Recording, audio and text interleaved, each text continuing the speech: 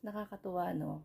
Kaming tayong mga, mga loyalista na tinatawag nilang bangag, kapag nakakapanood tayo ng mga ganito, na kahit hindi tayo ang natutulungan, nakikita natin yung mga kababayan natin na natutulungan ng bonggang-bongga po ng programa ni PBBM, is natutuwa tayo at nagpapasalamat tayo para sa ibang tao. So, ayan po, yung mga ngiti sa mga labi ng ating mga kababayan na hindi matatawaran. So, ayan po sa mga kababayan natin, make it sure po, sakop po ng zero billing yung mga hospital na pupuntahan ninyo. Kasi hindi po lahat ng hospital, ng public hospital is zero billing. So, doon lang po tayo sa sakop ng zero billing. Doon po tayo kung tayo ma-admit. So, make it sure po, sakop po yan noong zero billing na programa ni PBBM.